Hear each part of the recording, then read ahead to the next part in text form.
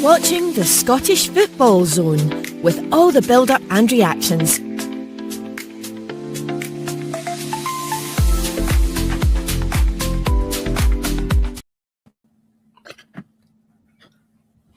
There we go. It's a quiet weekend in the Scottish Cup quarter-final weekend, and that's why we're a bit late on. We're doing the night shift tonight, Robbie, because the game between St Mirren and Packet Thistle is finished, and it finished St Mirren 2, Packet Thistle 1, but that didn't really help. That didn't really tell the story of the whole game. We'll get to that in a minute. Joined tonight, as always, by Robbie Collins and Ethan Barlow, who look back on a week and a very eventful weekend in the quarter-final weekend. I think the draw of the week could begin, but Robbie, give us a quick summary of how you're feeling after that before we can see the balls getting put out the hat. Well, no hat, but you know what I mean. I'm just, Michael, forever thankful to be through 3 trips to Hampden in one season. After not being there for 13 years and me never getting to go to Hampden, it's a good feeling. I can't wait to be back. Obviously, I think it's the 18th of April. That weekend we play the semi-final, so it should be interesting. But look, Thistle deserves so much more at that game, and we'll get into the decision of the penalty and handball, which I think we're all unanimous that it probably wasn't a penalty. But I'm just so happy, Michael, to be through. It wasn't vintage, but we've got through, and that's the main thing. I do believe the draw's just starting. I'm probably behind on my stream, so I'll probably need just to fill me in with who each team get. I think I'm behind on mine as well, because mine is just cut to the people doing the draw, so we might all be about the same time, which will make for. Ethan, very quickly, who do you want in the semis? From a Celtic point of view, I'm not really bothered. I'd love to see Falkirk and Dunfermline go up against each other in the other semi, but I imagine, Robbie, from your point of view, you'd want to avoid Celtic and get one of the other two teams. So, yeah, I'm not really bothered. But I said to Michael I'd actually prefer having Celtic or Falkirk, which might sound a bit mental, but with the way Falkirk are playing and then the way Celtic are playing, I know we're not particularly playing great, but I think just at Hampden I prefer to maybe take on Celtic again. But it's going to be tough no matter who you get, to be honest. Yeah, so I guess waiting for the draw to get underway and stuff like that.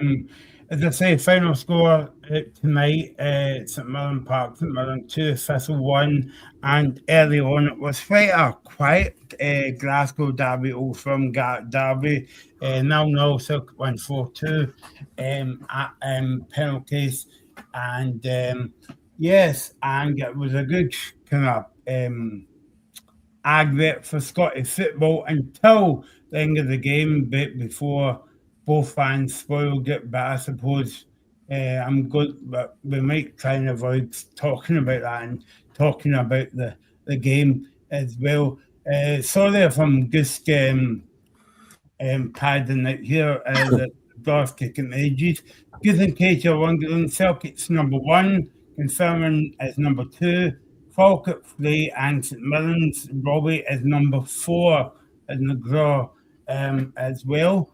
So, just to reply to this comment, the draw's not been made. I think it's literally just been made as we speak. So. It is number 2, Celtic. Celtic first get the hat. One off free. As well. And they will free St Mirren. Oh, brilliant. Celtic and St Mirren.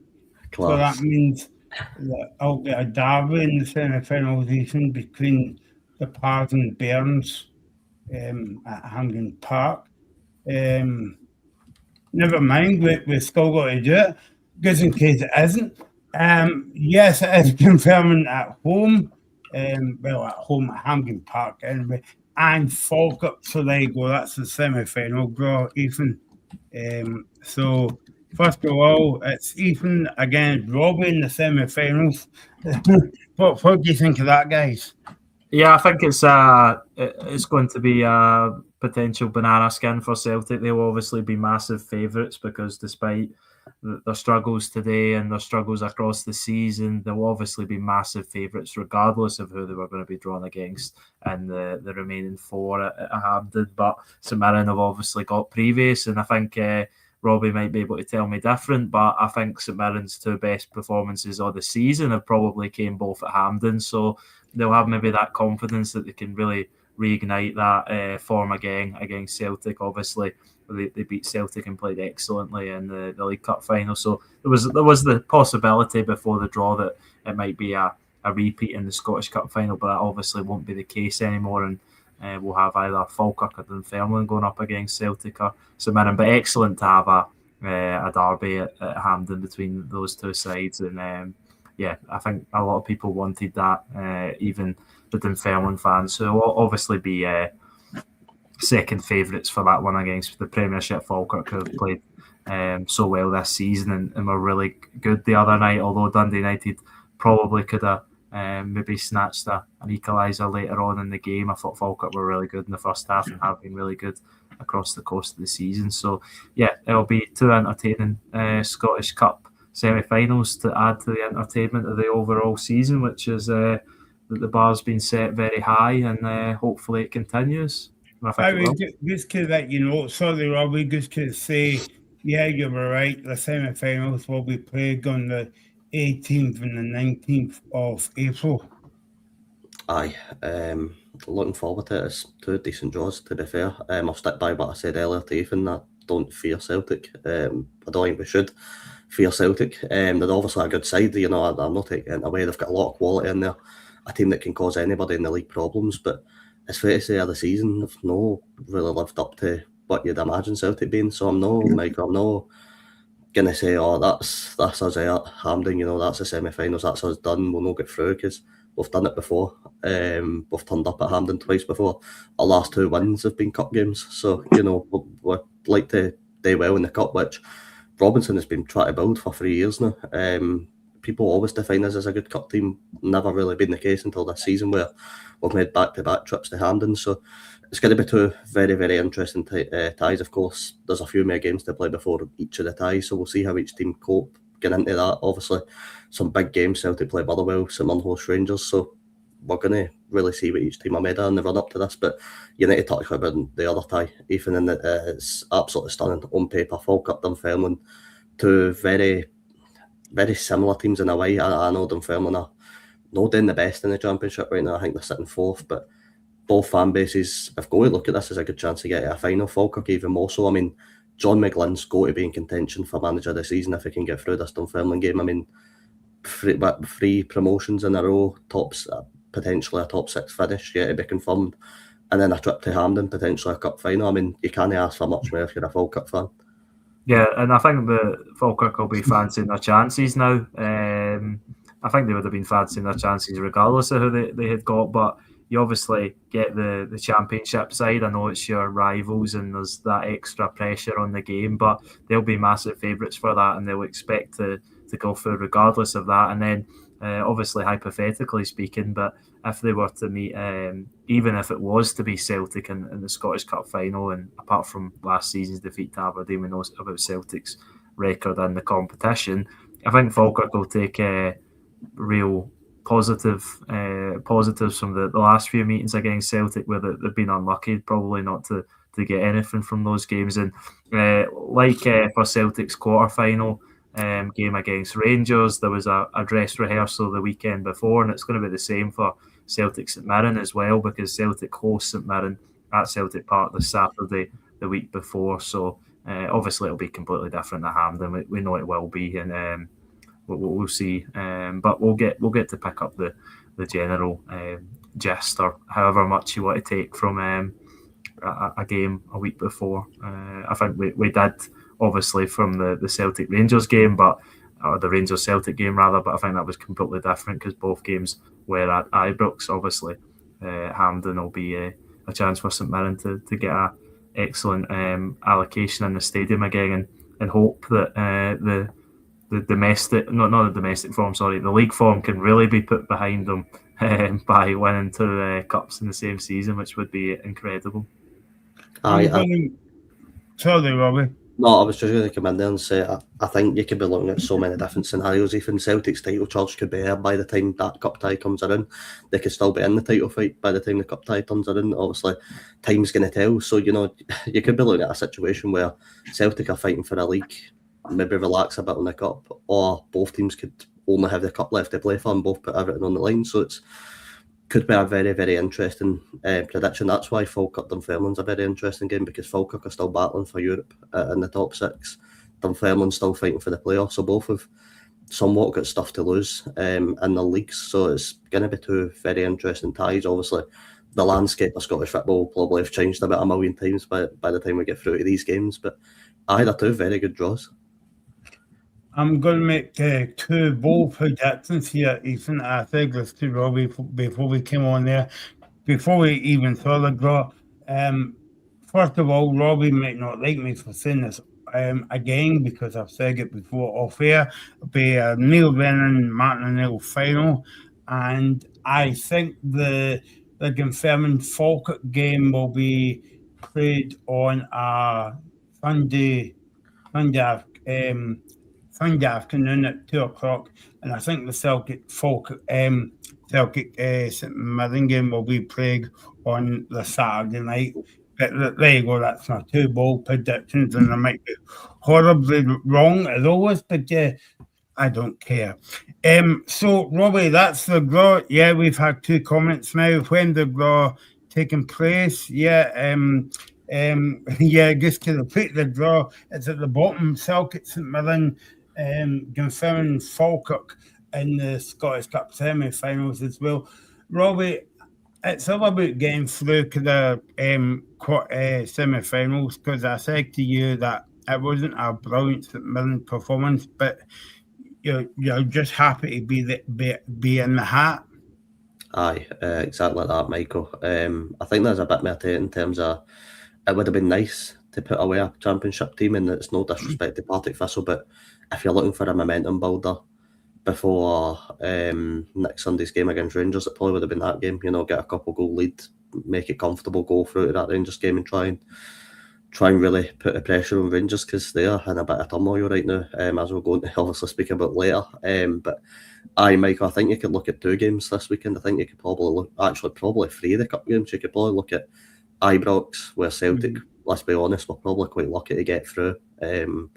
You could look at obviously St Mirren, we are probably quite lucky to get through. We've probably done it just by that really bad refereeing decision and VAR decision that awarded us a penalty. And then Falkirk on Friday night, as Ethan mentioned earlier, Dundee United probably could have got something out of that. So there's three draws there, but three of the teams throughout the semis are probably quite lucky to be there in some regard. And of course, you need a bit of luck in football. That's what wins you cups. That's what won us the cup early in the season. You know, you get a bit of luck, you play well, and you never know what can happen. I'm just hoping, guys, for a personal standpoint, that Jonah Younger comes back for that semi-final, because he absolutely rinsed Celtic the last time in the final. So I'll be hoping he's up to scratch again. But no, all four games are really good. All four teams are more than capable of getting to the final, I would say. And obviously, you're looking at the weakest probably being Dunfermline on paper, but the Pals showed they can beat anybody, and they've absolutely wiped aside Aberdeen. Probably could have been 5 or 6 now, to be honest, on the night. So it could really be anybody's cup. Yeah, it's very open cup now, Ethan. Because I mean, all the games this weekend, yeah, it's been very tight, very kind of like end-to-end stuff. Obviously, we're going to talk about the derby in a wee minute or two. The game last night between Aberdeen and Dunfermline. And the game that kicked all off, it seems like ages ago, but it was on Friday night Falkirk game. But the games were brilliant. But do you think that Stephen Robertson will be happy, but a bit annoyed at how the St Mirren performed tonight? Yeah, I think watching the game, I watched large parts of the game. I thought St Mirren were good in the first half. Obviously got the 2-goal lead. As you said, the penalty was I would say really harsh on Robbie Crawford. There's not really much he can do, I don't think, and yeah, it was harsh. But well taken by Dan Ilundulu, and then I think St Mirren looked on top for most of the first half. Partick Thistle didn't really threaten, and then Jake Young keeps up his scoring streak, getting another goal. Really nice finish. You could maybe say Josh Clark could do better, but he drills it hard and low at that near post. And then in the second half, I don't know what happened to St Mirren, but Partick Thistle just came back into the game, and then they get the goal and leave St Mirren Park a lot more nervy in the final half an hour. But obviously St Mirren go on to hold on, and that's the main thing, especially when you're not performing well. Grinding out results, like we'll probably speak on for Celtic, is the most important thing, especially in knockout cup competitions. And I don't think many people will really remember this result too much, as St Mirren are going to do excellent things in both the semi-final and the final.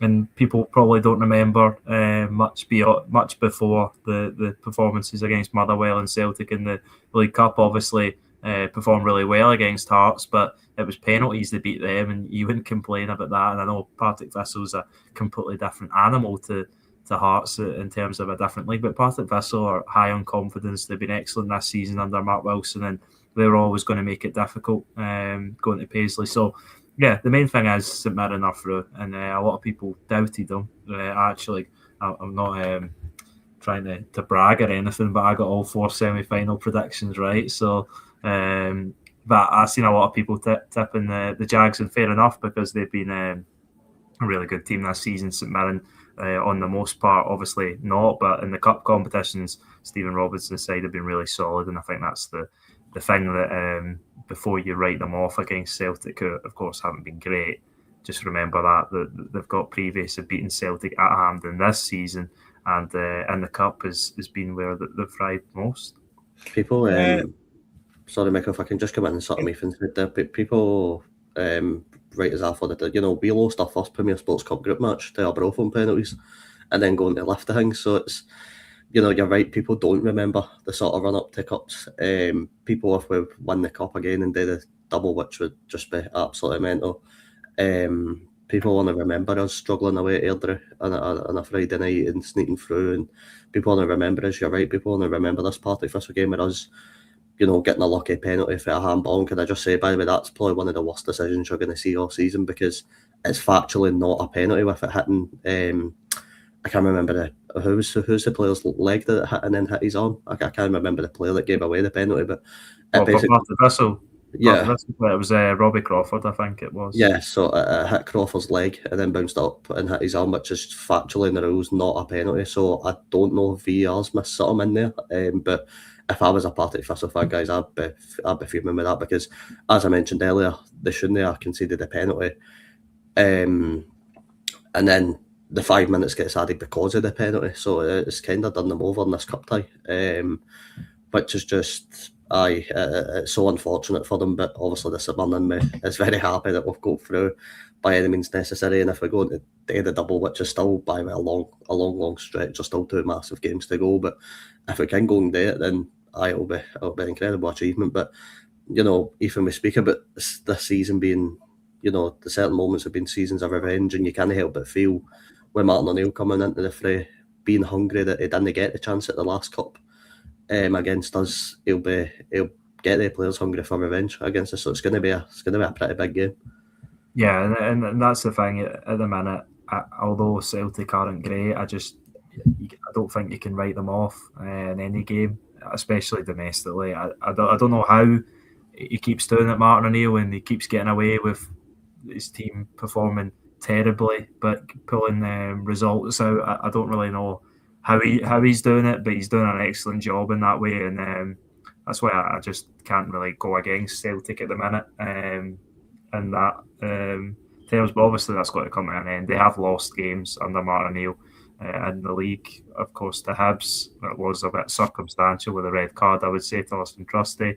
But yeah, I think it will be a really interesting semi-final, and if Michael's prediction's right, then it'll be hopefully set the tone for what I would say is the main attraction, in terms of the fact that it's a derby between 2 teams that you would never expect to meet in a Scottish Cup semi-final.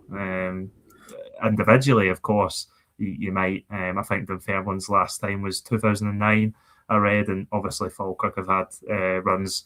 I think just beyond a decade ago now. So yeah, that'll be really interesting. But obviously, I don't think, unless I'm corrected, I don't think St Mirren have been to the Scottish Cup final since they won it in '87. So nearly 40 years, and they want to change that, and an excellent opportunity to do so. By the way, just to let you know, guys, as well, I was speaking to our pal Robbie of the show, Des Roats, the Formula One category of he used to be a referee.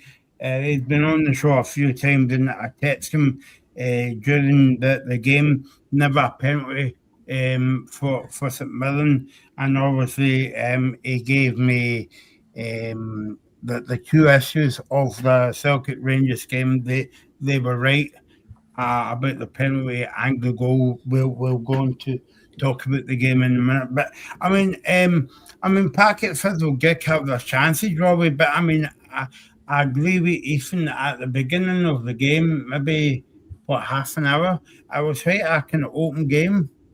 A very open game.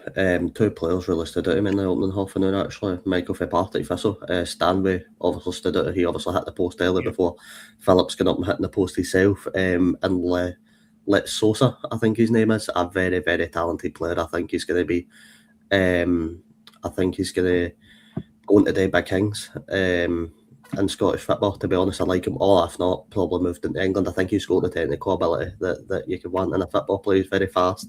No many players spin Gogic like the way he done and create a chance out of it, and they done it with ease. So they were the two that stood out to me. But I thought Thistle brought a good backing to the game.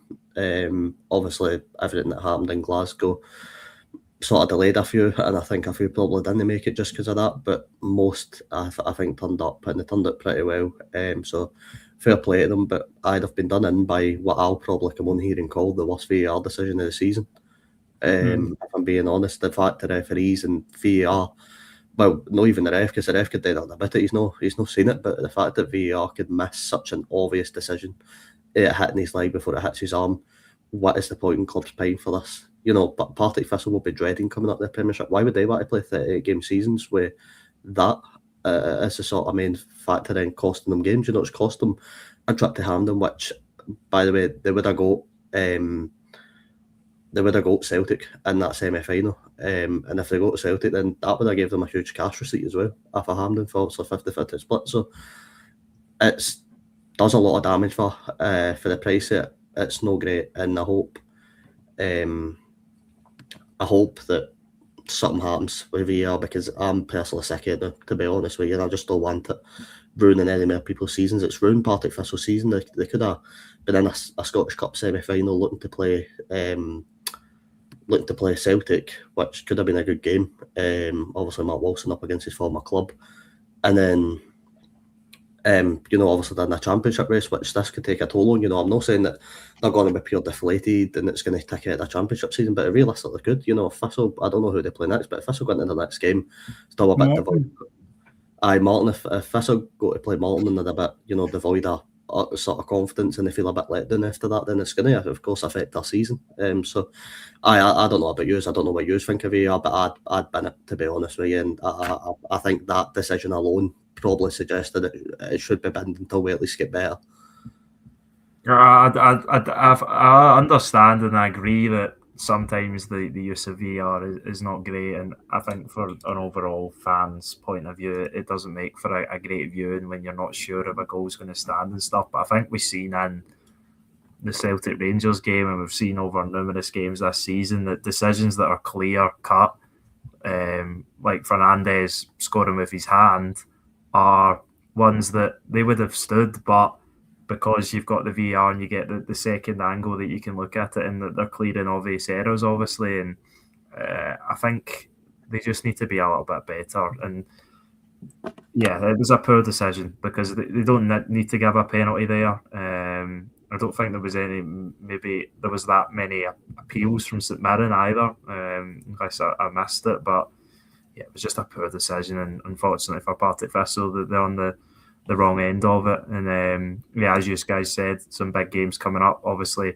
travelling to Greenock on Friday, and then the Friday after they've got at home to St Johnstone. So I think if they want to have any hopes of winning the Scottish Championship, they need to take 6 points from those two games. So Mark Wilson will need to get them in the right mindset and able to bounce back from what will be a disappointing defeat. Obviously, the manner they played well, and it's the fine margins of a refereeing decision, which is very harsh on them, and a lot of people have said is factually incorrect. So yeah, that's a really tough one for Thistle to take, and their wait for a trip to Hampden goes on, obviously, but yeah, really unfortunate. But credit to St Mirren, they took advantage of the penalty, and obviously went on to get the second and then held on. So yeah, St Mirren through, but maybe it should have been a different story.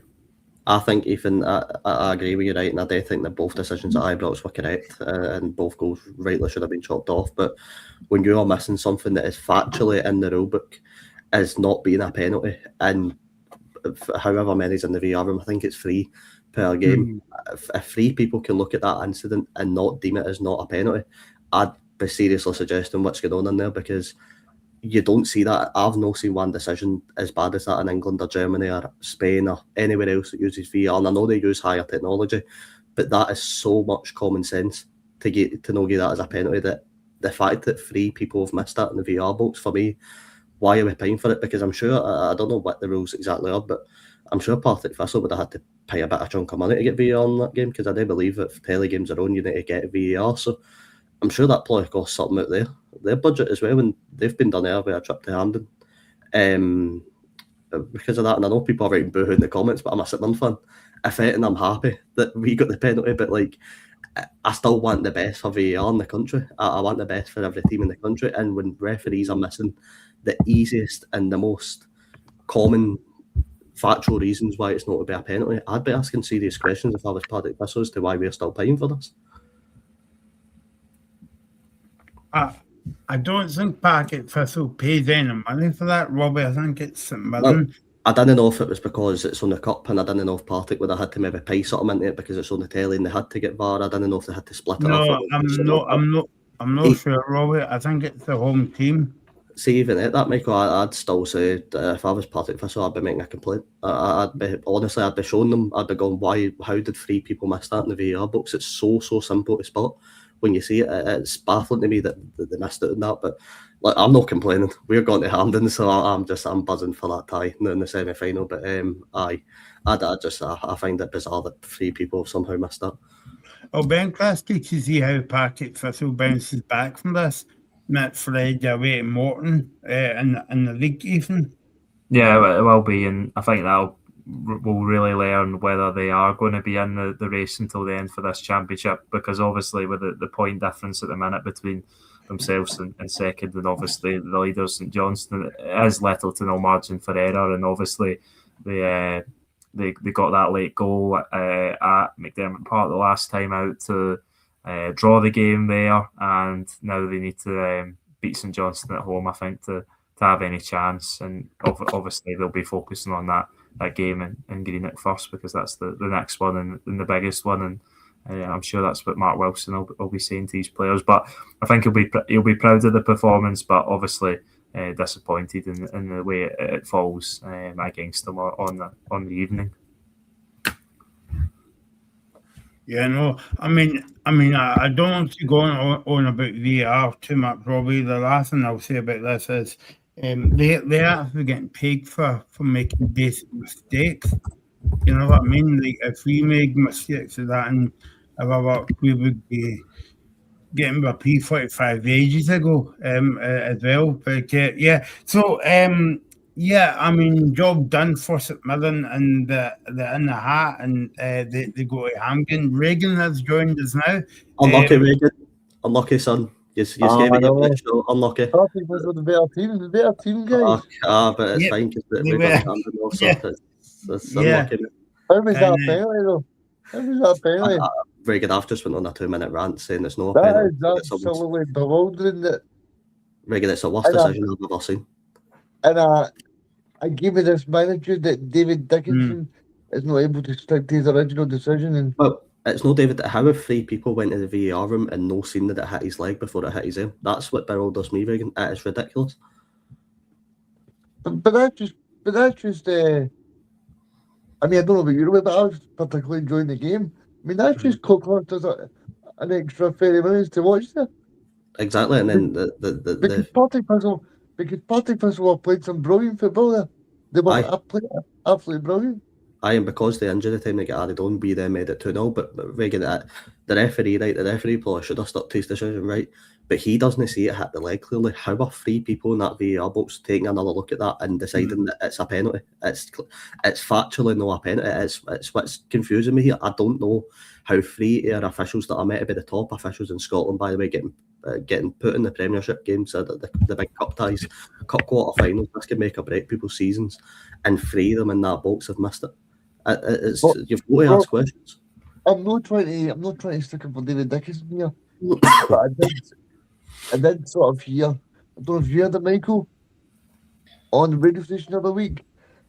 Mark Greedy said that if referees go to VAR, then they don't get marked down on their notebook. Mm-hmm. Yeah, no, So I heard them saying that as well. Yeah. So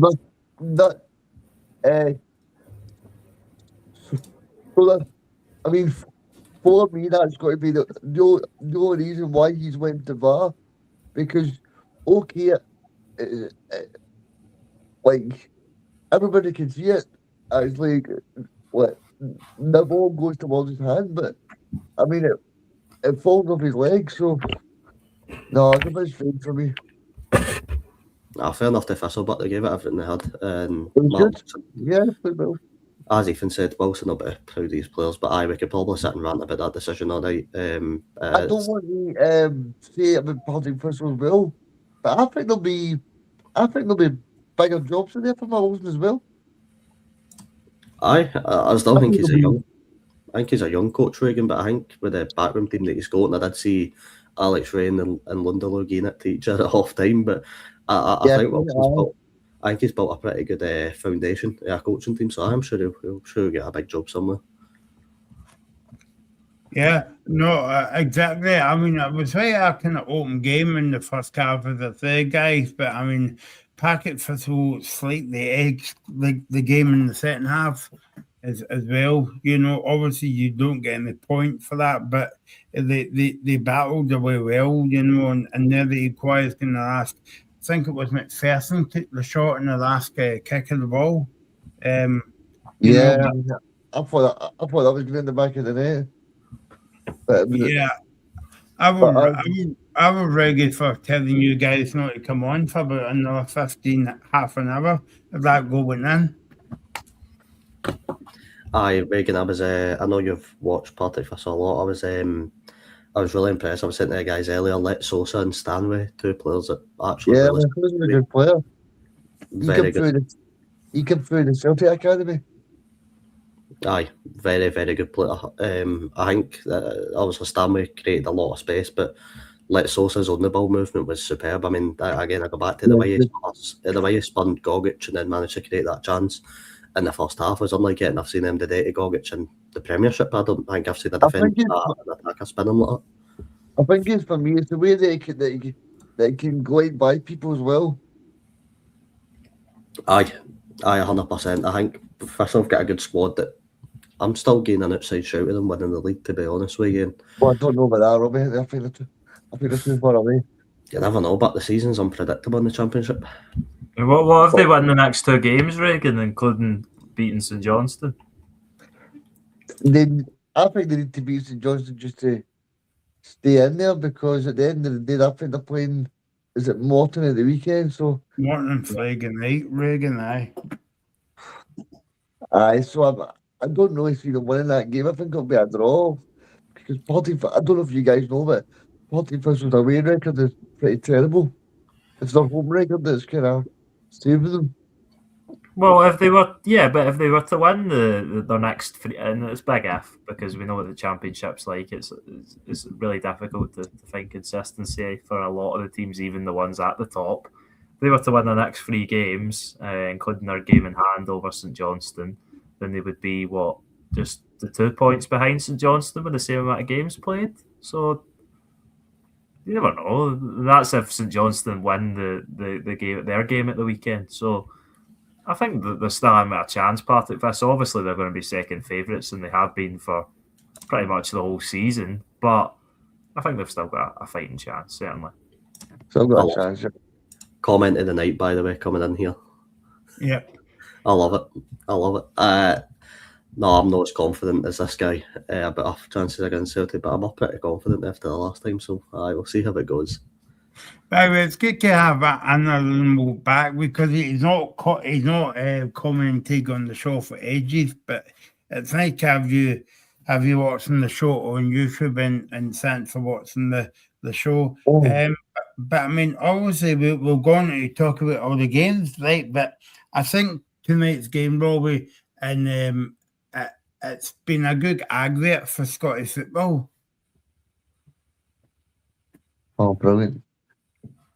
Just realised I'm muted. It was a brilliant advert for Scottish football. Thistle brung incredible away support. Obviously, with everything that went wrong in Glasgow, and it's still currently ongoing, so I hope everybody is all right up there. It's still ongoing, It's still ongoing, spreading very wild, I think, by the setting. So I hope anybody up there is actually keeping safe. But with everything that happened there, Thistle fans having to rethink their travel arrangements to get into Paisley. I know there was a few that I seen that missed out in the game, so it was obviously unfortunate for them, but they still turned it in their numbers, and they still continue to back every one of their players, and most importantly, the manager. And I think they will into next season. I think it's a squad that can be built on, and I think Thistle, if not going up this season, which if they're in the promotion playoffs, they'll take a bit of positiveness after that second half performance into the promotion playoffs, if it is to be us or Kilmarnock.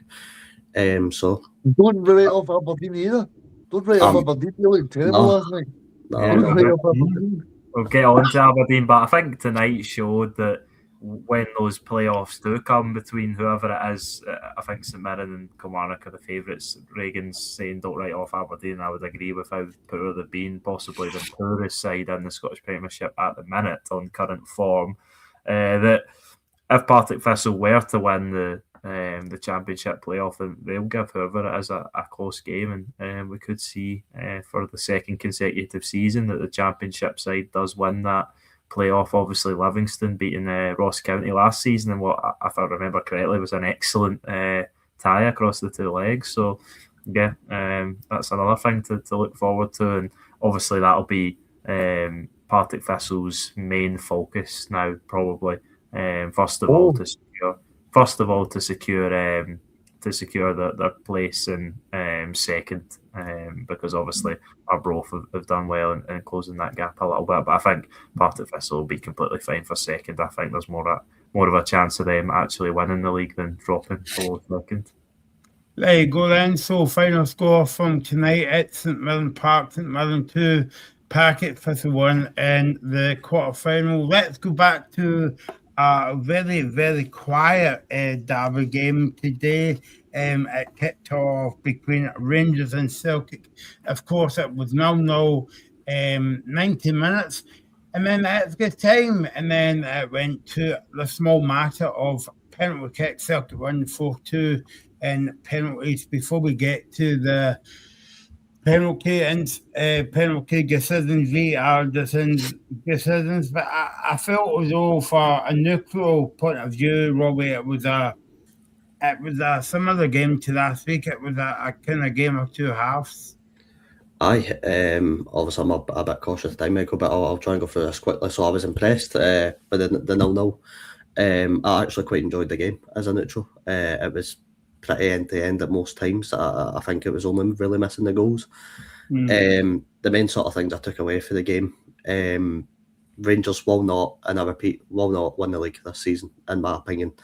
They don't have the mentality to win the league. They don't have the players, I think, required to win the league. I think getting 24 shots off the Celtic's one dominating possession and still not being able to find the back of the net shows there's a huge problem with the players on the field, and I think it's personally silly anybody wanting Danny Rose sacked.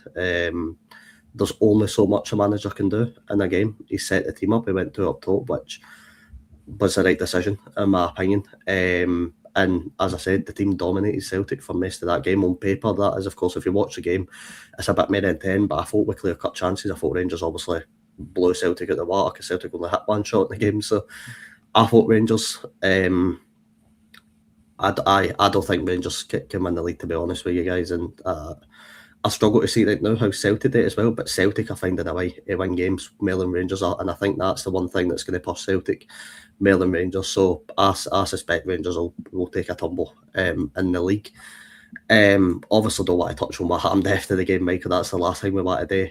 But what I will say is there was one caller I listened to in another show, and he called in about taking his daughter to his very first Old Firm, and he said that she's terrified and basically is really hesitant to go back to another game. And to me, guys, I seen after the game people were talking about how there's not going to be any, that attendance again, or there's not going to be any alcohol in the stadiums anytime soon. For me, that issue is much bigger than any of them. Fans getting devoid of being able to actually go to games and enjoy it, and that's a lassie there that might never want to go back to football now because she's had a really bad experience. But I'm not going to dive any further than that. I just that really stuck to me because everybody should be able to enjoy football, and the fact that somebody's went and now doesn't want to go back just sums up how poor it was with the ending scenes. But I think Celtic, something just screams out to me that Martin O'Neill in this season of crazy, weird, wacky things that is going on, Martin O'Neill will somehow scrape Celtic to this league title. And I don't know how he's going to do it yet, and I don't know how it's going to line up into the split, but something just tells me he's got this. And not to doubt my own team and not to doubt my own team's ability, but I really see Celtic going far in this cup and potentially winning it as well, because Martin O'Neill's distilled that hunger into the Celtic team that they were missing. And I think when it comes to the summer, I think Martin O'Neill was speaking about it. He needs to get the next managerial appointment right, and it needs to be spot on the money for the Celtic board, because I think there's potential there with some of their players. And I know a lot of Celtic fans will disagree with me and say the club need a refresh and there needs to be a lot of players leaving and all the rest of it, but there's some real quality players in that Celtic team. Some players that keep their composure, keep their cool, know how to get through games.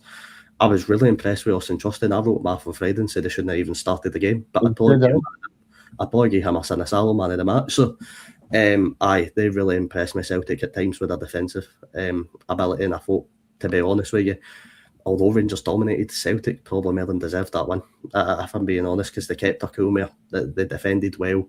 They tried to pick away at Rangers, and then they eventually kept their composure in the penalty shootout. Just before I head, I will give huge props to Neil Lennon and Dunfermline, because I thought that was probably my result of the weekend. Bar the Jobby team beating Barcelona, that was a pretty good to be honest with you. But no, I'll give it to Dunfermline for the outstanding cup result. It could have been 6-0 to the Pars easily.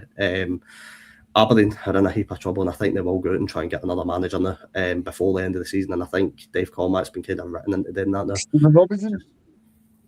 I still don't think he'll go Robinson, to be honest. Regan, see if he wanted him, he'd be in the dugget by now. I think so. I don't think he'll go near Robinson, but they need somebody, and I think they need somebody in the now, because they are getting sucked into that relegation battle. And then just quickly to the game on Friday night, I thought, for me, that wraps up for me. John McGlynn's I think John McGlynn's got to get manager of the season, at least be in contention. Absolutely superb. For the last 3 years, he's been on an upwards trajectory, and I'm really looking forward to the prospect of this Falkirk team doing big things in the Premiership and potentially in Europe as well, which obviously, if they hit Europe, that is, then I think they can. I think they can. The Champions League? Well, maybe no Champions League just yet, but I think if they manage to get into the Conference League, they can give themselves a pretty good account, because they're just show no fear, and they're an absolutely amazing team to watch. And last thing I'm probably going to say is just unlucky Jim Goodwin. It's another season handless, and I hope you enjoy the rest of the season, finishing mid-table and then nothing, to be honest with you, because that's all they're going to be doing. So, I'm going to let you go, though. I hope you have a good night, boys. And I'll see you at Hampden. How about that? Goodbye. See you later, Rob. Hey, Robbie. There we go. That was Robbie and the gig rant before he went tonight. So that was good. Okay,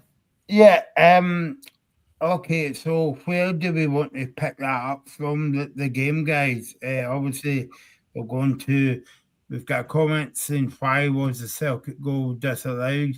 And by the way, before we get to that, I texted my friend Des Roach during the game and asked him about the decisions at the St Mirren game and at the Celtic game, Celtic Rangers game, and he says all the decisions were right as well. Obviously, the St Mirren penalty was a wrong decision. But Ethan, I'll start with you. What did you think of that performance and just kind of like overall in the game? Yeah, I thought it was a game that typified the derby. All the players were playing with hunger, commitment, and but like for most of the season with these two teams, they lacked quality. Celtic especially, but Rangers in front of goal, despite having almost all of the pressure for almost all of the game, they never really looked like they were going to get that goal. I know they obviously had the ball in the back of the net, rightfully ruled out because it did go in off Emmanuel Fernandez's arm. I'm not sure why he was celebrating like that, because obviously he would have known that VAR would have ruled it out.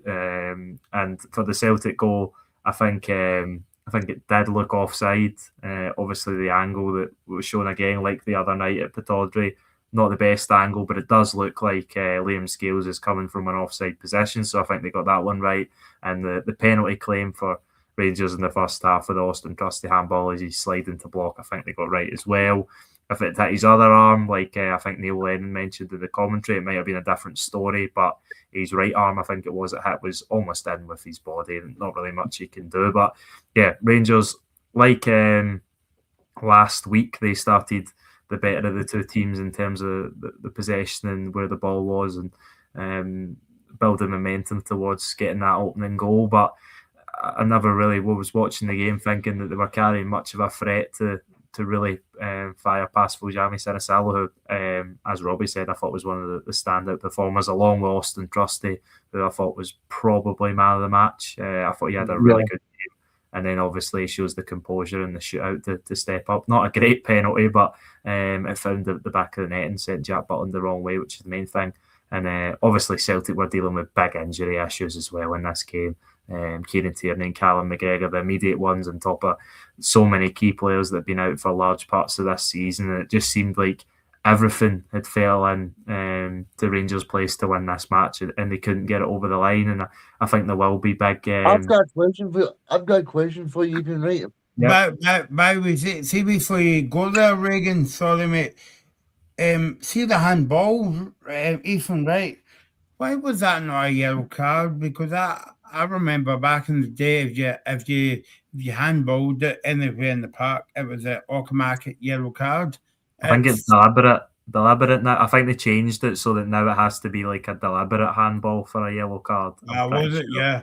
Because so I don't think Fernandez means to hit it in his arm, but he obviously does. So what about the one last week as well? Yeah, the Dujon Sterling one. I think that's the same. It's not. He doesn't mean to handball it. It sort of gets headed off his arm. I actually thought at the time that it might have been a red because it was going to go in the goal. But I read up in the rules and that's what it said, that I think they were taking the similar sort of approaches they did to the one you might remember between these two teams in the League Cup semi-final, where Anthony Ralston was diving for the ball, and I thought it was a very harsh penalty, but I can see why they gave it, because I can't remember the Rangers player that had the shot that was on target. They gave the penalty but didn't give Ralston the second yellow card. So yeah, I can see what the thinking with all the decisions, and that's why I think VAR does need to be in the game, because it does cancel out completely wrong decisions that the referees might have missed. And even like the one last week, the Dujon Sterling handball, nobody seen that in the ground, so you can't blame the referees for missing that. But obviously they check VAR and give the right decision in the end. So I think VAR is something that's been added to the game, and it will never be taken away from the game now. But I just think we need to use it a little bit better, possibly. But I'm not a referee, so I'm not going to put too much pressure on them. But they obviously did get the decision wrong in the later game today. But I think the earlier game, like last week, I think Don Robertson had a good game as well as John Beaton last week. I thought there was a few soft fouls that he gave, which I thought could have kept the flow of the game a little bit better, but that's nitpicking a little bit. I think he had a good game overall, and they got all the key decisions right, which is the main thing. And I don't hear too many or see too many fans moaning about anything, which is a good sign, especially when it comes to this derby, which I think the fans could argue between black and white at points, obviously. So yeah, I think Rangers just missed their opportunity today. They needed to take one of those chances. Danny Rowe said after the game that it was that there was luck when it comes to the shootout, and that his team dominated the game with the amount of shots they had to Celtic's amount of shots. But ultimately, it doesn't really matter. Celtic have came away with the victory. Martin O'Neill. I don't think it's luck at all. No, there is no. It's not. I think it's people. There is skill involved in penalties, composure, having the nerve to step up and Because I don't know if you noticed it, even but I was sitting in the pub during the game, and I seen the Rangers winger going up for the 5th penalty, and you could just see his face. He was so nervous. He was, you know. Yeah, and I thought Vojami Sinisalo, although he didn't save one, he got close to the two that were on target, and obviously the other two fired onto the bar or over the bar for James Taverniers and India de Gasamas. But I thought he looked really confident and like he was going to save a penalty, which is not what we were seeing from Kasper Schmeichel. Obviously, he wasn't involved again today. So the legitimacy of this illness is, I think, entering more people's doubts, and the more sort of favoured explanation is that maybe Kasper Schmeichel doesn't like the fact that the gloves have been taken off him. But I think you've seen today, Sinisalo is better in almost every aspect of goalkeeping than Kasper Schmeichel. Watching the games recently, shot stopping, commanding the area, distribution, I think Sinisalo could improve certainly, but he gives the ball away a lot less than Kasper Schmeichel did in the recent games. So Sinisalo has to be the Celtic goalkeeper moving forward, and he installed a lot of confidence into a makeshift defence today. Playing with the ball at his feet, even you're not as worried as well, for something point of view. Yeah, no, you're not. And usually he's not reluctant to go long. And I thought Benjamin Arthur, who obviously thrown in today with the injuries, I thought he was okay, but he did make a couple of errors, one in each half, and that might have been why he came off. But at the same time, as I said, following the game at Pittodrie, I thought Dane Murray would maybe be the more preferred option if he was fully fit to come in, because he's just maybe a little bit more in the know of the patterns of play that Celtic play out from the back. Who else was a standout? I thought Reo Hatate was the other player that I thought was really good for Celtic. I thought, like his old self, when the ball comes to him, the game sort of slows down a lot of the time for him. And I thought he was really positive. Apart from that, I didn't think Celtic were great. I mean, they had one shot, and then obviously had the goal as well. So, yeah, Celtic weren't great, but at the end of the day, they defended well and grinded out the result, which is the most important thing. They kept their composure in the shootout. Rangers didn't. And, I think there'll be big questions posed at Danny Rowe now, because that's 3 times he's faced Martin O'Neill Celtic and he's not come out on top in any of them. So, yeah, big question. Well, yeah. I'm just about to ask you the question, even. Do you think the mentality of Rangers as a club is pretty bad? Because if you look at over the catalogue of years, right, you've got Philippe Clement, Michael Beale, and now you've got Danny Rowe, right? And it's not that the teams are bad. I mean, Rangers probably played much better in the majority of these years, but somehow Celtic still managed to win the games. So for me, it's got to be a mentality issue at the club. I think you might be right, because almost everything was stacked against Celtic today. The injuries and the injuries from the last game to the two, I would say Kieran Tierney's been one of Celtic's best players this season. People might debate with that, but I think he has been. Cal McGregor Maybe not so, but he's still their captain and one of their, if not their most important player. You take them out of the team, and Celtic fans are probably looking at that team lineup when it was announced through their fingers. But Celtic held on. They defended well. In the first half, I think they were a lot better than they were last week. Just the overall intensity and getting close to Rangers. They were giving fouls away. They just weren't doing that last week. And obviously, they were a lot better in the second half last week. They didn't have that in the second half today. And I thought they were even worse as the game went on. And it looked like the only way Celtic were going to win that match was penalties. They got it to it, and they got the job done. And that's the main thing. And Marlon Neal keeps working his miracles at Celtic. And a point Robbie made, which I would agree with. After watching this game, I struggled to see, I said to someone actually, I struggled to see Celtic or Rangers winning the Scottish Cup with the displays they put on, never mind the Scottish Premiership.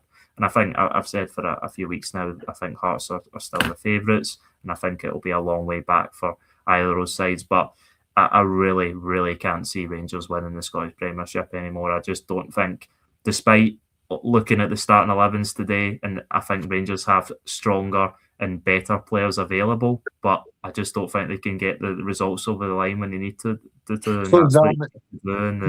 running in this place. And I think Celtic are a lot more likely to do so.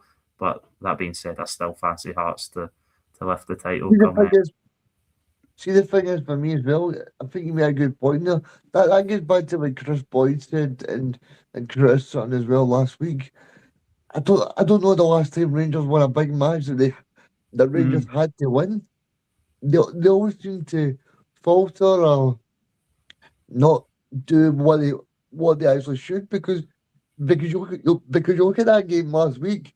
See if that match last week and Celtic are 2-0 up at home against Rangers.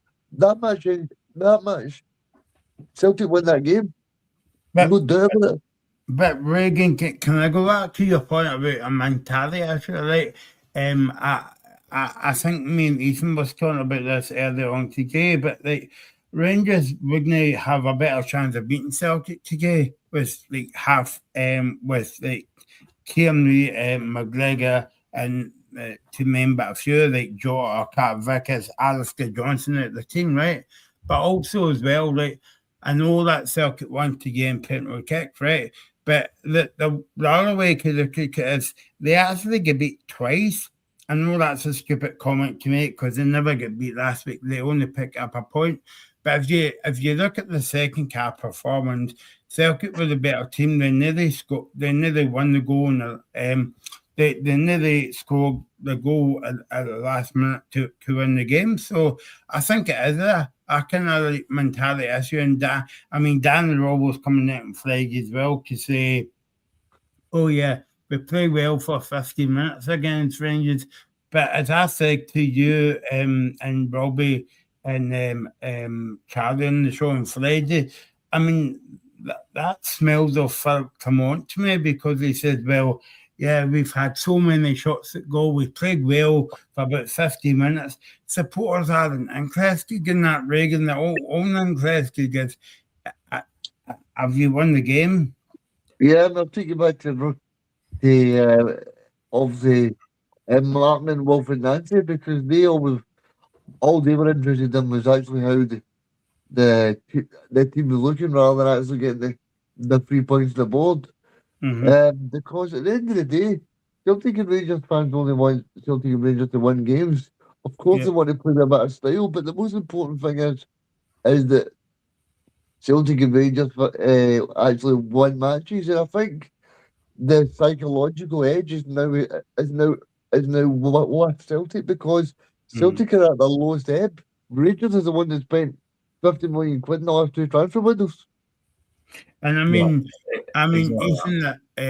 Martin O'Neill gives us massive credit here because they've had 4 away games, and I'm sure if I said to you, Celtics have 4 away games, you will be like, oh, we'll be lucky to pick up a point or maybe we'll exit the cup.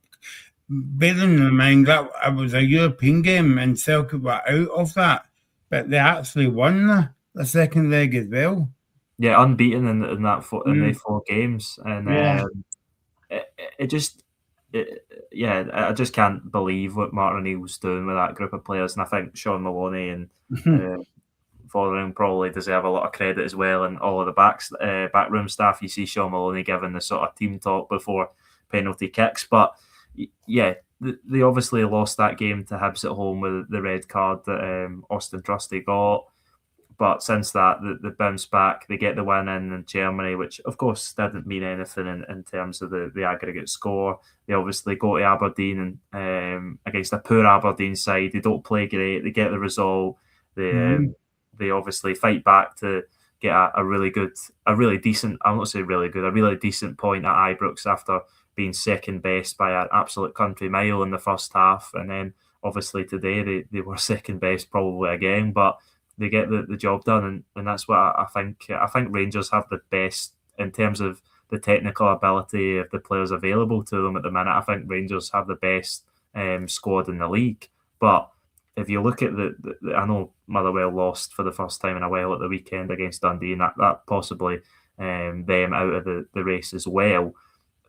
Danny Rose not getting a good enough tune out of these players, I don't think. You look at what Martin O'Neill's doing with the key injuries, the key players, and getting results like this, and Danny Rose just not doing the same. And Martin O'Neill's got Danny Rose's number at the minute, and he needs to change that, because I think Rangers will have to win at Celtic Park when it comes in the split to have any chance of winning this league. But as I said, I really can't see Rangers going on to win this league title now, despite, as Reagan correctly pointed out, they've spent a lot of money, a lot more money than Celtic have. So, yeah, that's why the questions will be thrown at Danny Rose. But I think you can see that he's brought a positive change to the football club, and I think that's why he deserves to see out the season and take it through to the pre-season and get a summer window to really get his players in and really maybe implement the style he wants to play, because I think everyone's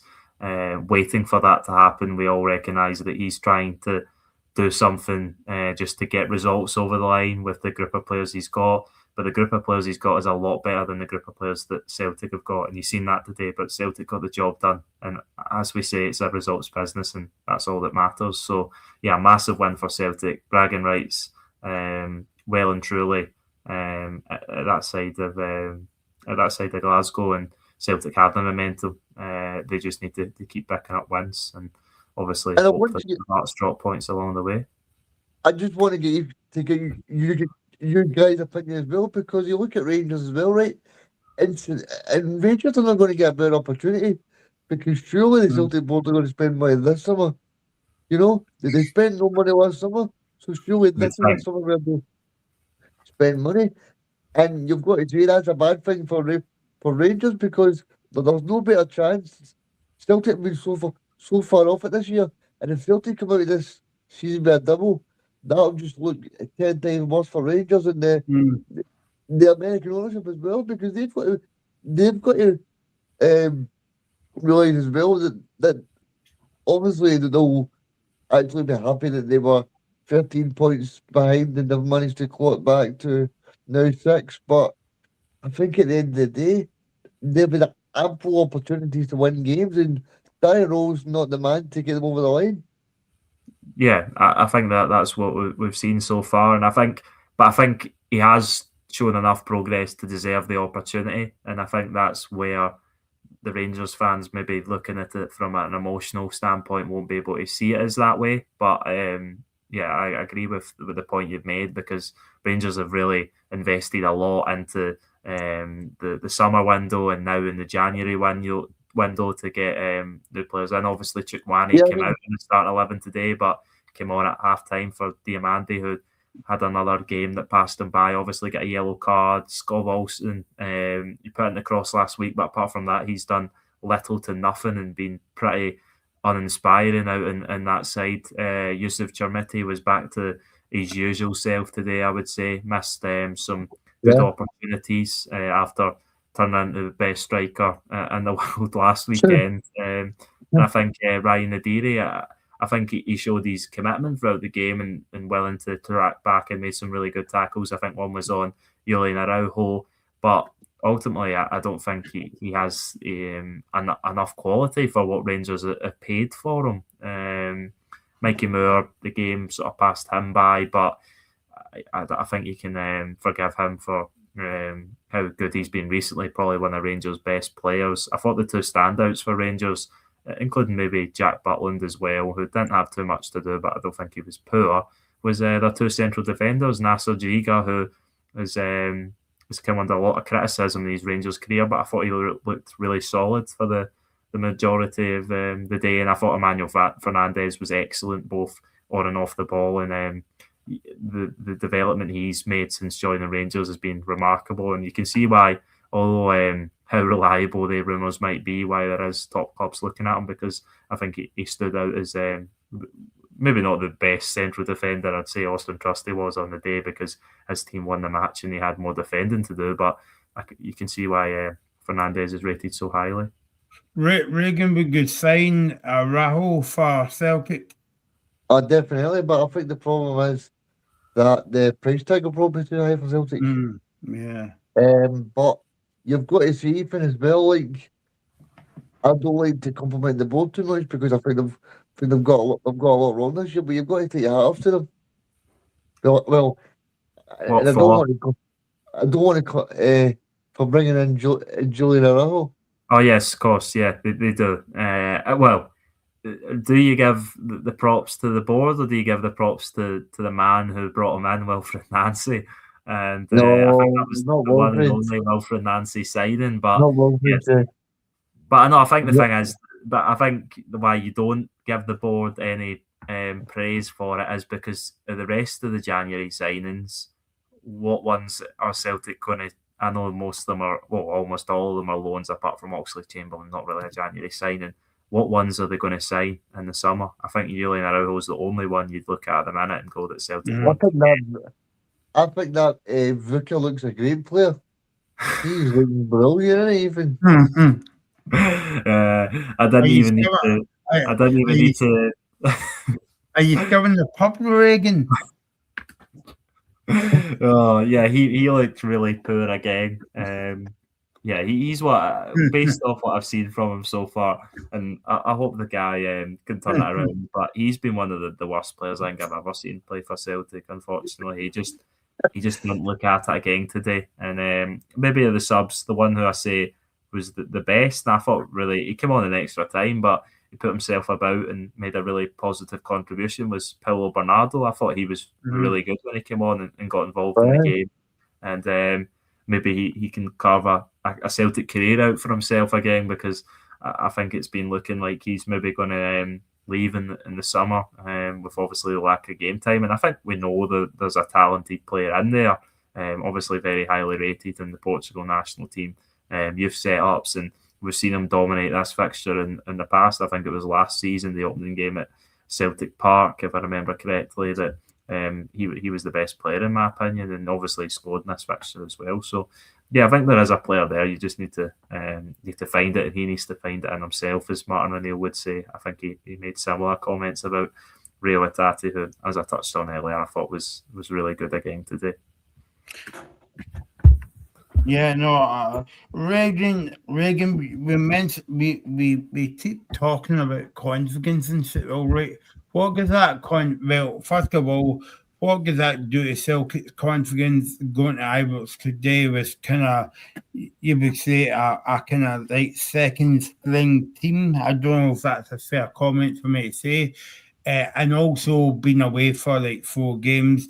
And picking up a win in Europe as well, getting through to the semi-final.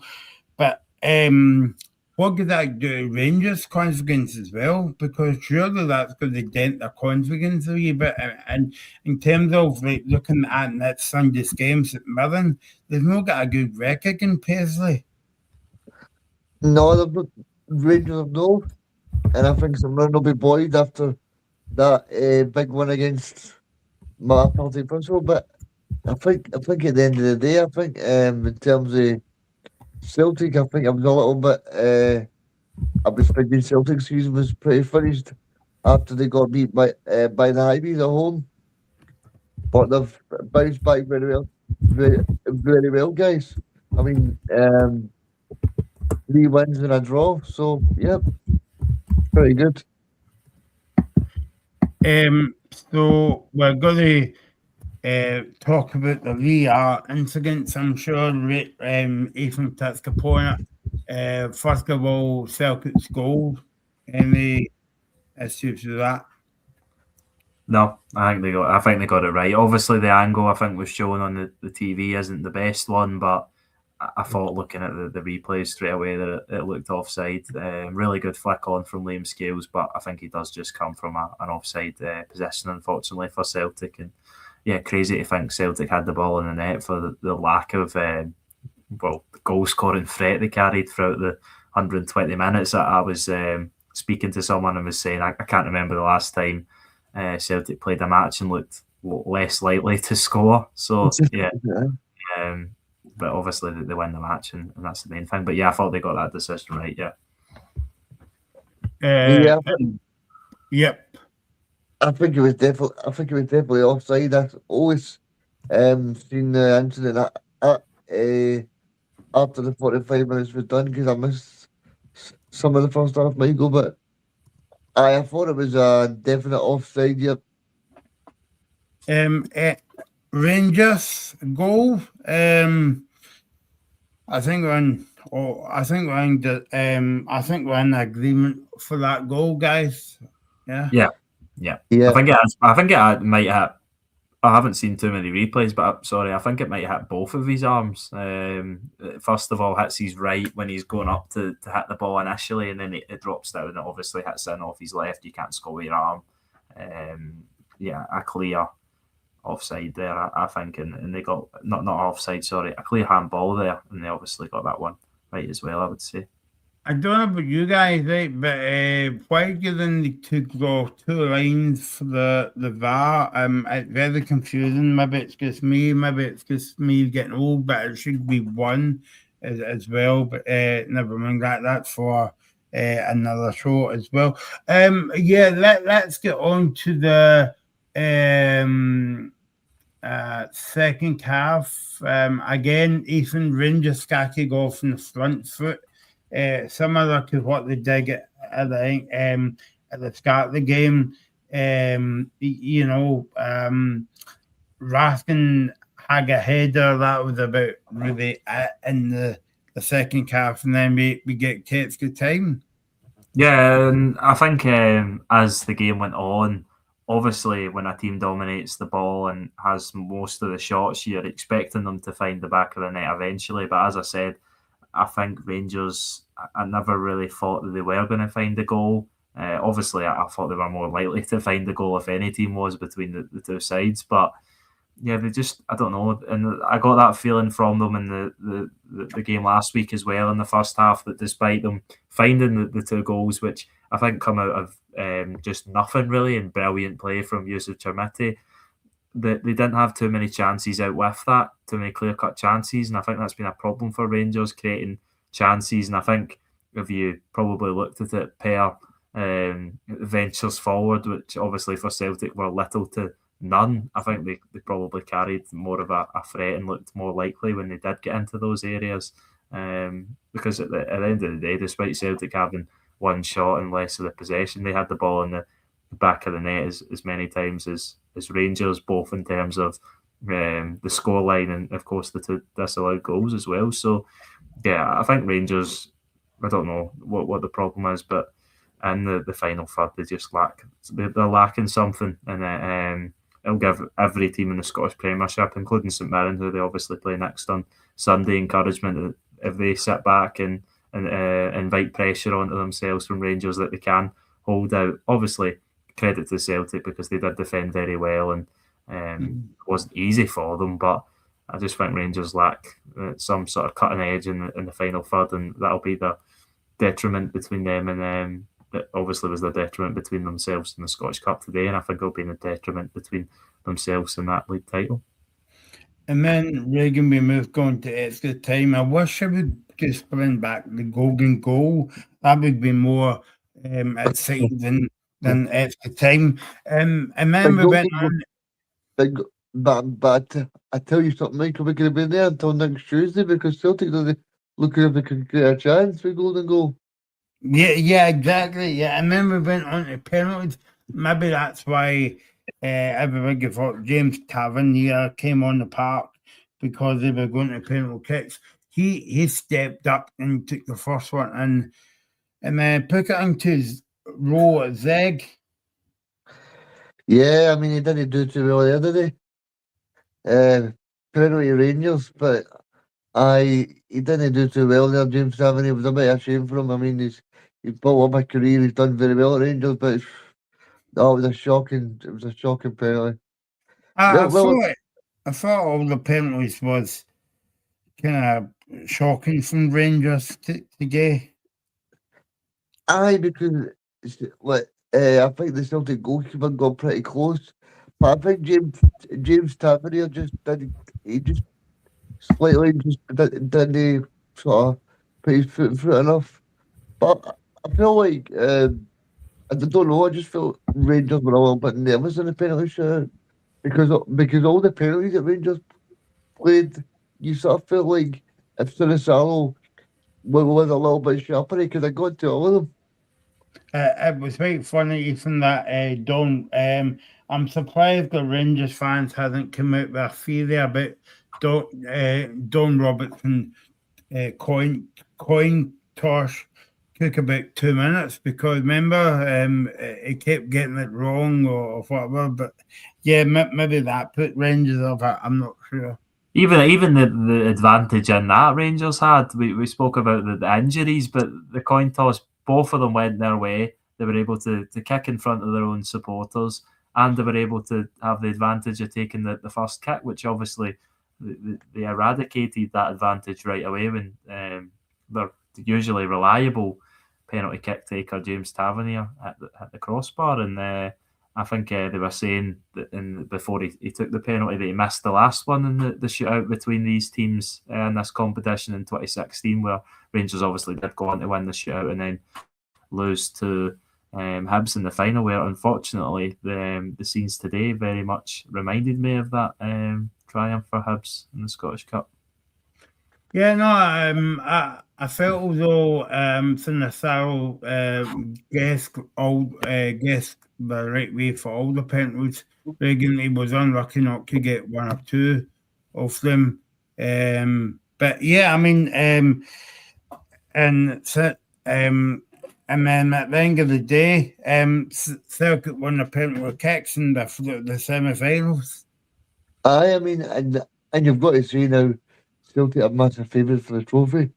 But I think a big mention to Falkirk and also to the Pars because that semi-final, Michael, is going to be an absolute cracker.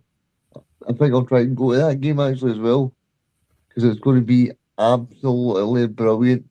I mean, I don't know if you guys watched the match last night, but the Pars absolutely took Aberdeen to school last night.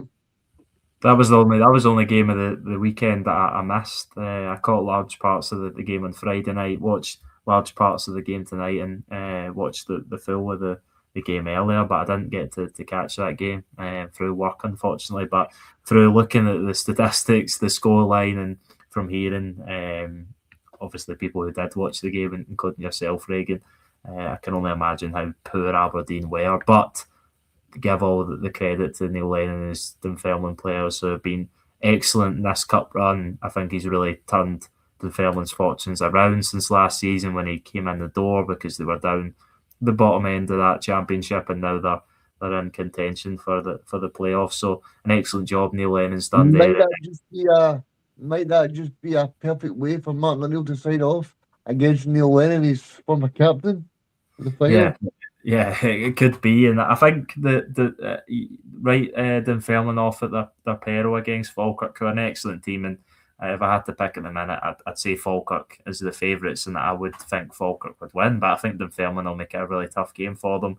Obviously, not handed an easy road to Hampden Park either, beating the Highbees, and well, maybe Aberdeen has an easy run at the minute.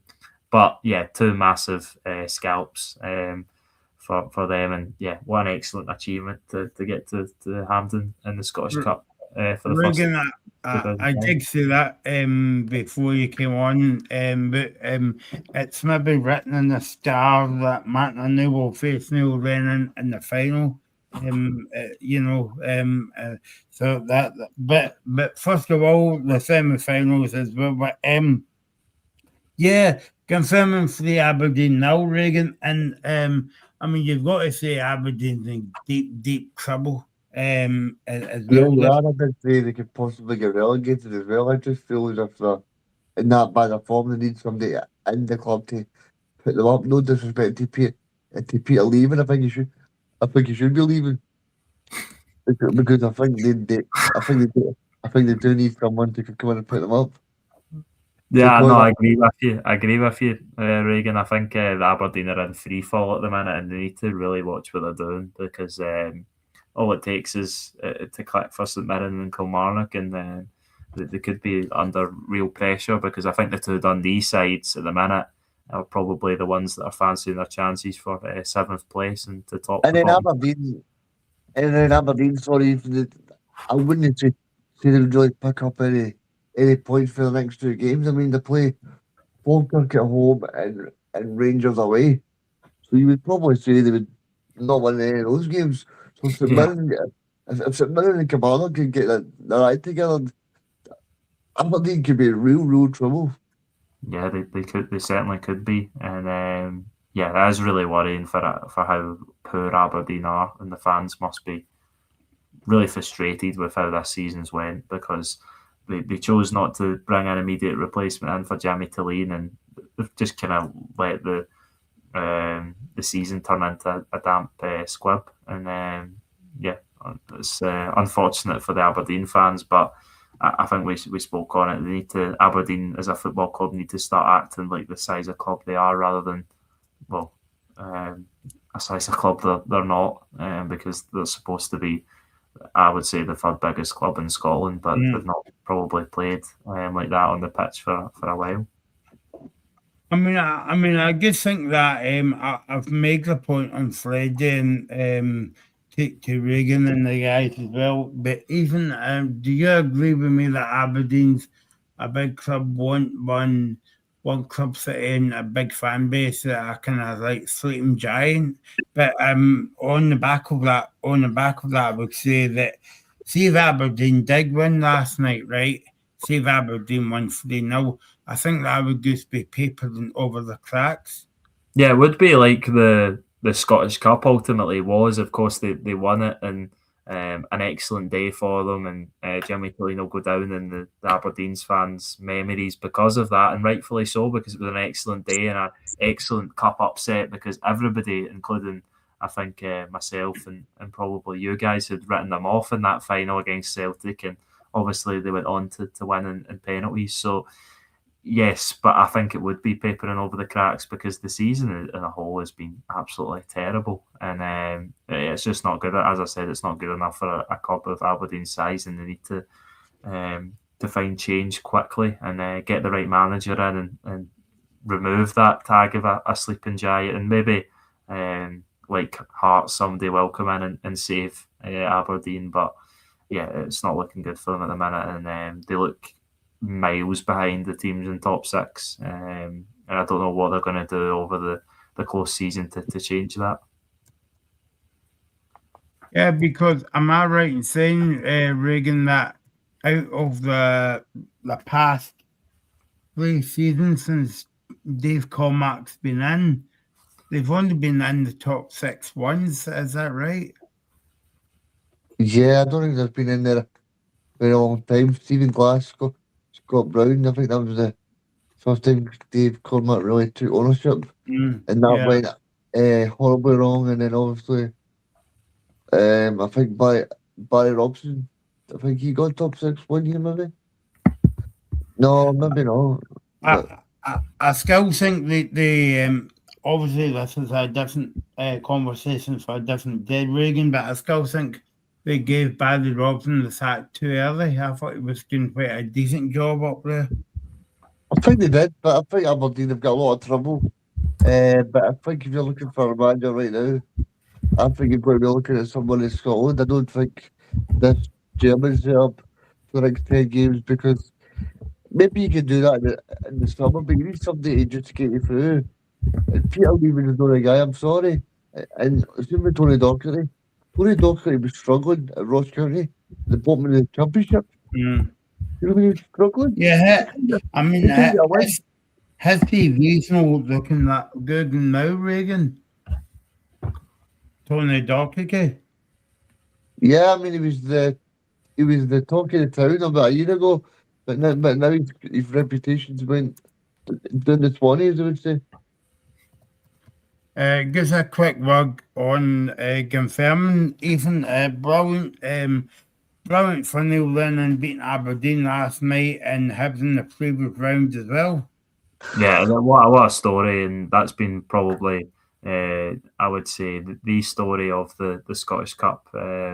Obviously beaten to I would say the five biggest clubs in Scotland, and Aberdeen and Hibs, and yeah, an excellent job Neil Lennon's done there. I think to take them from bottom half of the championship to top half with the slight potential for promotion. I think that'll be a step too far for them, but getting to Hampden's obviously an excellent achievement and one that the East End Park faithful will remember for a long time.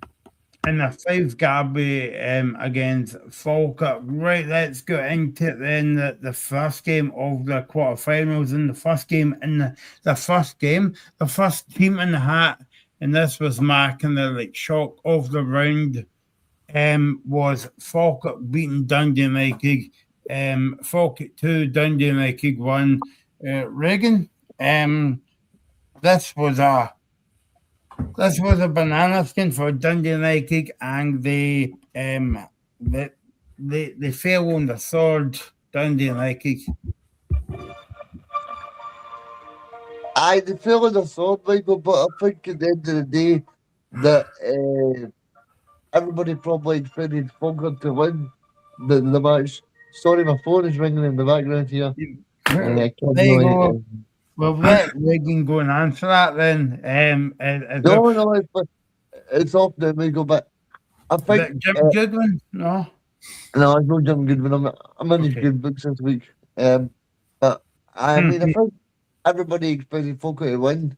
But obviously, Dundee United's got a reputation in Scottish football, especially in this competition, that they can sort of do well in that. So I think at the end of the day, I think Falkirk and Dunfermline have fully deserved to go through. Yeah, I think so. I think Dundee United could have made it a different story. They had a massive chance in the second half. Zach Sapsford hit the post. What a pass from Johnny Russell. Yeah, Johnny Russell, I think, really made a positive impact off the bench. But yeah, big, well, not a save, but he caught it on the line, Scott Bain. It gave me memories to that one that Alfredo Morelos missed from a yard that Ibrox hit off the post, and Scott Bain caught it, obviously, as the Celtic goalkeeper then. But yeah, Falkirk they'd done enough, and Dundee United left themselves too much to do when they went 2-0 down. Barney Stewart and the goals again. He's got an excellent record for both Dunfermline and Falkirk this season, and I think they'll be doing well to keep a hold of him, but they'll be doing well to keep a hold. Right? I know Barney Stewart's got his family. Would you chuck him in that squad? Would you chuck him in? I think it might be too early. Depends what he does between now and the end of the season. On, Ethan.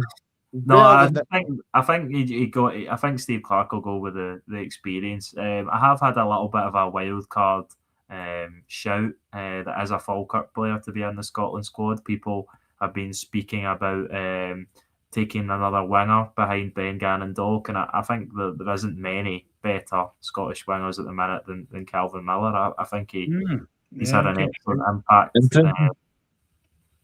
What is it, Megan? I said that's very interesting.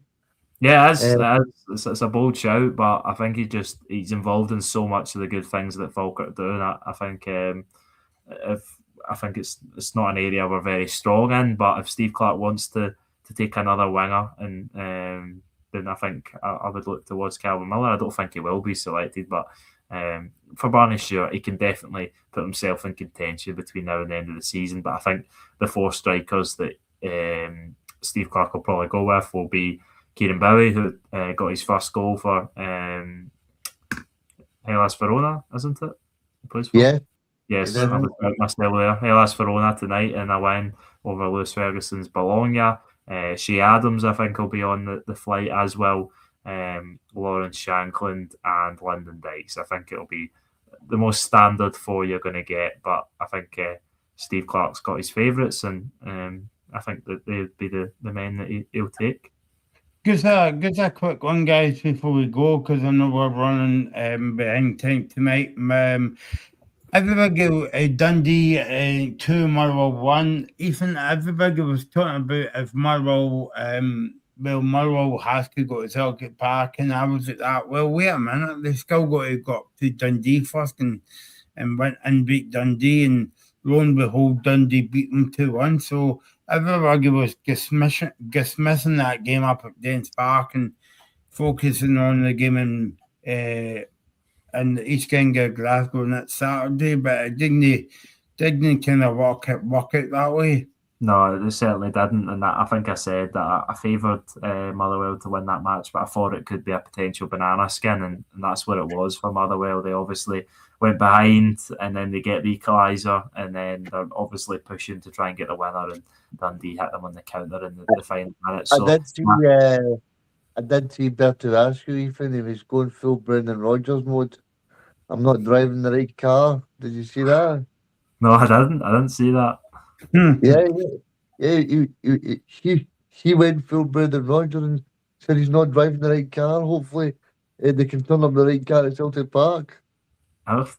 Yeah, well, it does seem like although he's a very cool customer, I would say, in the press and the media, he does seem like someone who has that side to really be aggressive towards these players and install fear into them, and I think that's what managers need to do to get the best out of their players, and he certainly has done that this season. And they were always going to lose a game or drop points eventually. They were on an excellent run. Obviously, I don't think many people expected it to happen at Dens Park, but yeah, I'm still wouldn't be too surprised if Motherwell went and beat Celtic at Celtic Park next week, and I think they have to now, because I would say they're not down and out completely out of the title race, but I think the almost impossible task has been made even more impossible for Motherwell. So yeah, they need to win at Celtic Park, but Celtic need to win also, which will make it an excellent game on Saturday. Okay, that's finished. It's been a long shift, long weekend for everybody in the team. So thanks to everybody. Thanks to Ethan, and thanks to Regan. Thanks to Robbie as well for joining us early on. We'll be back on Friday. Did we get double pay because it's night shift? Yeah, how about no? I